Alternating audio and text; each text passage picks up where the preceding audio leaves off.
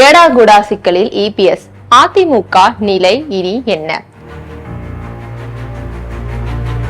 அதிமுகவில் 2016 ஜெயலலிதா இறந்தவுடன் வெடித்த மோதல்கள் இன்னும் ஓயவில்லை.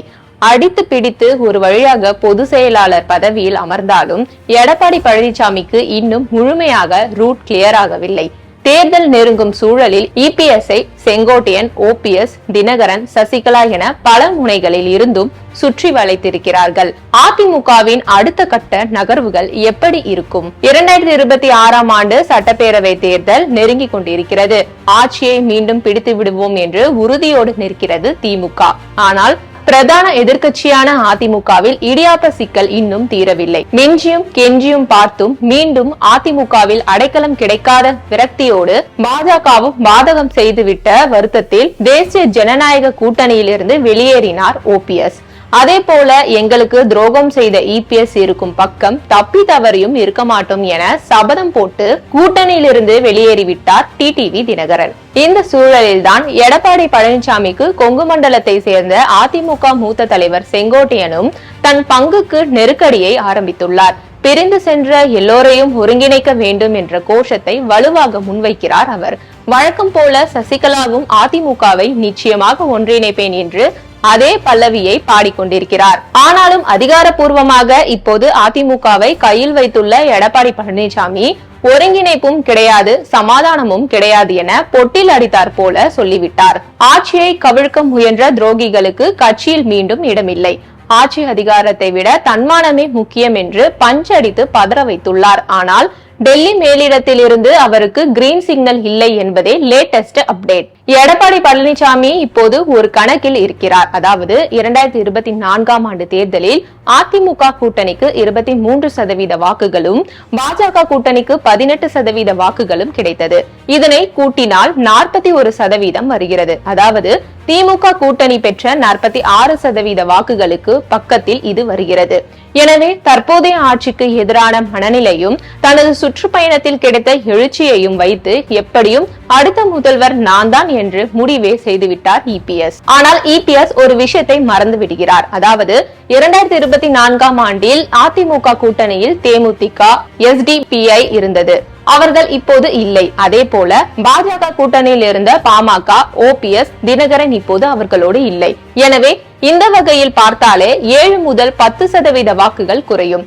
அதே போல 2024 ஆண்டில் பாஜக கூட்டணியில் இல்லாததால் கணிசமான சிறுபான்மை வாக்குகள் அதிமுகவுக்கு கிடைத்தன. 2026 அது நிச்சயம் கிடைக்காது. எனவே அந்த வகையில் ஒரு சரிவு இருக்கும் என்கின்றனர் அரசியல் நோக்கர்கள். இதனால் வெற்றி உறுதி என்ற நிலையில் எல்லாம் அதிமுக பாஜக கூட்டணி இல்லை. உறுதியான கூட்டணியோடு தெளிவான வியூகத்தோடு இறங்கினால் மட்டுமே அதிமுகவால் திமுக கூட்டணியை பலத்தோடு எதிர்க்கவே முடியும். ஆனால் அதிமுகவிலும் சரி அதன் கூட்டணியிலும் சரி இலையுதிர் காலம் போல எல்லோரும் உதிர்ந்து கொண்டுள்ளார்கள். இருப்பினும் இதையெல்லாம் பெரிதாக எடுத்துக் கொள்ளாமல் உடம்பு பிடியாக நிற்கிறார் எடப்பாடி பழனிசாமி. தேர்தலில் சில நூறு வாக்குகள் கூட பெரும் மாற்றத்தை உருவாக்கும். கடந்த 2021 ஆண்டு தேர்தலில் 40 தொகுதிகளில் வெற்றி தோல்வி மிக குறைவான வாக்குகளில் மாறிப்போனது. எனவே சிறிய கட்சியை இழப்பது கூட கூட்டணி பெரும் சரிவை உருவாக்கும் என்கின்றனர் அரசியல் வியூகவாதிகள். எடப்பாடி பழனிசாமியும் அவருக்கு எதிராக நிற்பவர்களும் ஒன்றிணைவது கிட்டத்தட்ட இனி சாத்தியமில்லை. ஆனால் இதனால் இழப்பு என்பது இபிஎஸ்க்கு தான் ஏற்படும். ஏனென்றால் அவர்தான் பிரதான எதிர்க்கட்சி தலைவர், வலுவான கூட்டணியின் முதல்வர் வேட்பாளர். தேசிய ஜனநாயக கூட்டணி வெற்றி பெற்றால் முதல்வராக போவது இபிஎஸ் தான். ஓபிஎஸ்ஓ, தினகரனோ, சசிகலாவோ அல்லது செங்கோட்டையனோ அல்ல. எனவே அனைவரையும் அனுசரித்து செல்ல வேண்டியது எடப்பாடி பழனிசாமிக்கு மிக முக்கியமானது. ஒருவேளை ஓபிஎஸ் உள்ளிட்டவர்களை கட்சியில் இணைக்காவிட்டாலும் வேறு வழிமுறைகளின்படி கூட்டணியில் சேர்க்கலாம். தினகரனையும் கூட்டணிக்குள் தக்க வைக்கலாம். இன்னொரு பக்கம் தேமுதிகவும் அதிமுகவும் எதிரான மனநிலையில் உள்ளது. அவர்களை சமாதானம் செய்து உள்ளே கொண்டு வரலாம். ஆனால் எல்லாவற்றையும் மேலே இருப்பவன் பார்த்துப்பான் என்ற மனநிலையில் இருந்தால் ஒருவேளை நாளை ஆட்சி கிடைத்தாலும் அதனையும் மேலே இருப்பவர்களே பார்த்துக் கொள்வார்கள். அடுத்தடுத்த ஆண்டுகளில் சிவசேனா நிலை அதிமுகவுக்கும் ஏற்பட்டுவிடும் என்கின்றனர் அரசியல் நோக்கர்கள். உட்கட்சி குழப்பங்கள் ஒரு பக்கம் இருக்க அதிமுகவுக்கு பெரும் தலைவலியாக மாறியிருக்கிறது தாவேகா. நிச்சயமாக திமுகவுக்கு எதிரான வாக்குகளில் கணிசமான வாக்குகளையும் பொதுமக்களின் கணிசமான வாக்குகளும் இம்முறை விஜய்க்கு கிடைக்கும். அது நிச்சயம் அதிமுக வாக்கு வங்கிக்கு பாதகத்தை உருவாக்கும். அதுபோல டெல்டா மாவட்டங்கள், தென் மாவட்டங்களில் அதிமுக பழைய வலிமையோடு இல்லை. அங்கே ஓபிஎஸ், தினகரன் ஃபேக்டர் சொல்லிக் கொள்ளும்படியான பாதிப்பை உருவாக்கும். செங்கோட்டையன், ஓபிஎஸ், தினகரன், சசிகலா என பல முனைகளில் இருந்தும் எடப்பாடி பழனிசாமி சுற்றி வளைக்கப்பட்ட நிலையில் அதிமுகவின் அடுத்த கட்ட நகர்வுகளில் மிக முக்கியமானதுதான் இபிஎஸ்ஸின் டெல்லி பயணம். டெல்லியில் அமித்ஷாவை அவரது சந்தித்து பேசிய எடப்பாடி பழனிசாமி பத்திரிகையாளர்களை சந்திக்காமல் காரில் முகத்தை மூடியபடி சென்றது பெரும் அதிர்வலைகளை உருவாக்கியுள்ளது. முக்கியமாக செங்கோட்டையன், ஓபிஎஸ் போன்றோரை இனி சந்திக்க வேண்டாம் எனவும், அதிமுக உட்கட்சி விவகாரங்களில் தலையிட வேண்டாம் எனவும் அமித்ஷாவிடம் இபிஎஸ் கோரிக்கை வைத்திருக்கலாம் என சொல்லப்படுகிறது.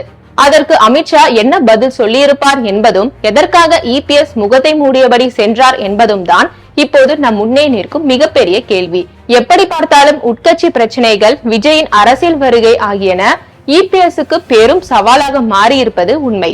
அதிமுக இந்த நெருக்கடிகளில் இருந்து எப்படி மீளும் என பார்க்கலாம்.